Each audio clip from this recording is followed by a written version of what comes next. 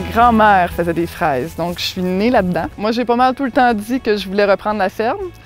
Mon père m'avait un peu poussé à aller voir ailleurs. Il savait un petit peu c'était quoi une vie en agriculture, mais je dirais qu'à partir du moment où j'ai pris ma décision, là, à 20 ans, lui était tout à fait ouvert à me faire de la place sans problème.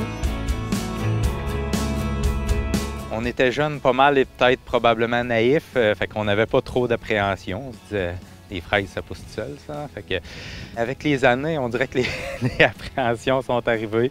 C'est sûr que c'est un métier quand même très difficile, faut pas se le cacher. Si on n'est pas ici 7 jours sur 7, ben, t'es pas compétitif. Nous, on est producteurs de fraises de 5e génération. Puis déjà, moi, dans mon tout jeune âge, bien, je me suis mis à travailler, j'étais impliqué dans l'entreprise, je me suis mis à travailler au service à la clientèle, au kiosque. Ce que j'aimais bien, c'était de m'occuper des cueilleurs. Je faisais ça avec 2-3 de mes bons amis d'école dans nos vacances d'été. Puis ça a été par la suite que j'ai décidé de faire mon stage en Ontario, dans le sud de l'Ontario. Puis je m'en allais travailler là-bas avec des travailleurs mexicains, des travailleurs étrangers. Je partais là-bas, je parlais pas anglais.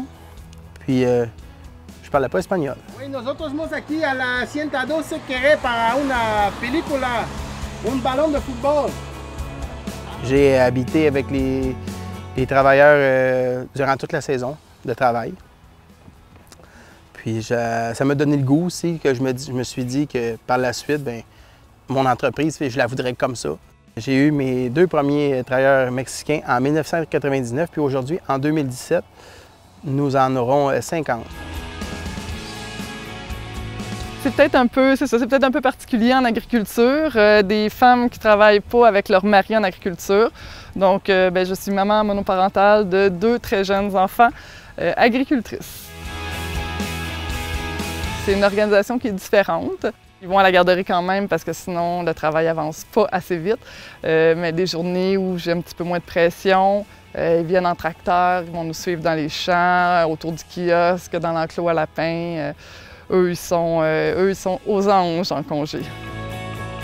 Quand je suis arrivé, là, c'est ça, une douzaine d'années, ici, il se produisait de la fraise 3 semaines par année. Aujourd'hui, on a commencé début juin, première semaine de juin, puis on va finir au mois d'octobre, 7 jours sur 7. Fait que quand on parle de fraises hâtives, c'est des fraises qui ont été plantées au mois d'août avec des plants en motte. Après ça, on met des bâches là-dessus, puis ça va faire vraiment notre primeur, là, la fraise sous bâche qu'on appelle. Après ça, il y a la fraise d'été en ranaté, celle que tout le monde connaît, sans plastique, là, directement au sol, qui va donner notre mi-saison, dans le fond.